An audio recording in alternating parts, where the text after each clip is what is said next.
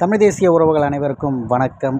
நீதிமன்றத்தில் ஆஜரான சீமான், இணையத்தில் பரவும் புகைப்படம், இது குறித்து தான் இந்த காணொலியில் நம்ம காண இருக்கோம். நீங்கள் பார்த்துட்ருக்க இந்த புகைப்படத்தை இன்றைய தினம் காலையிலிருந்து அதிகமாக இணைய ஊப்பிகள் மட்டும் இல்லாமல் ஒரு சில தாவேக்கா தொண்டர்களும் பார்த்திங்கன்னா பகிர்ந்து கொண்டு, என்ன நிகழ்வுன்னு கூட தெரியாமல் எப்படியாவது சீமானை அசிங்கப்படுத்திடணும், அவரை களங்கப்படுத்தணுங்கிற அந்த நோக்கம் கொண்ட நபர்கள் இதை அதிகம் பகிர்ந்து அவருடைய வேறு வழக்கு தொடர்புடைய வார்த்தைகளை பயன்படுத்தி, அதற்காகத்தான் அவர் இந்த மாதிரி நின்று இருக்காரு, இந்த இடத்துல எதுவும் பேசல பாருன்னு சொல்லிட்டு என்னென்ன பதிவு பண்ண முடியுமோ அந்த அளவிற்கு பொய்யான விடயங்களையும் அவதூறுகளையும் அள்ளி தெளித்து வச்சுருக்கானுங்க.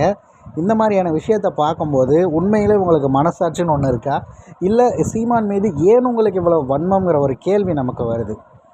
உண்மையில் இந்த நிகழ்வு என்ன அப்படின்னு சொல்லி பார்த்திங்கன்னா, நேற்றைய தினம் அண்ணன் சீமான் அவர்கள் மீது வருண்குமார் ஐபிஎஸ் அவர்கள் பார்த்திங்கன்னா, எனது குடும்பத்தை பற்றிய புகைப்படங்கள், அப்புறம் வீடியோக்கள், ஆடியோக்கள் அப்படின்னு சொல்லிட்டு அவதூறுகளை பரப்பியிருக்காங்க அப்படிங்கிற ஒரு காரணத்தை பதிவேற்றி அதற்காக அண்ணன் சீமான் அவர்கள் மீது வழக்கு ஒன்று பதிவு செய்திருக்காங்க.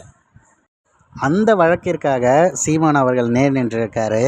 அதுவும் இல்லாமல் அந்த இடத்துலையும் அண்ணன் சீமான் அவர்கள் இந்த மாதிரியான ஒரு அவதூறு வழக்கு பதிவு பண்ணியிருக்காரே தவிர, அதற்கான சாட்சியங்கள் எதுவும் எங்களுக்கு தெரியல, அது எங்களிடம் வேணும் அப்படின்னு சொல்லிட்டு நீதியரசரிடம் கேட்டு அவர் பார்த்திங்கன்னா அதற்கான ஒரு 6 ஆதாரங்களை உடனடியாக சீமான் அவர்களுக்கு ஒரு 1/2 மணி நேரத்தில் கொடுங்கன்னு அந்த இடத்துல சொல்லி, அதற்காக சீமான் அவர்கள் கையெழுத்து இட்டு நாம் தமிழர் கட்சி வழக்கறிஞர் பாசறை அதை வாங்கிட்டு போனாங்க. இதுதான் நடந்த நிகழ்வு.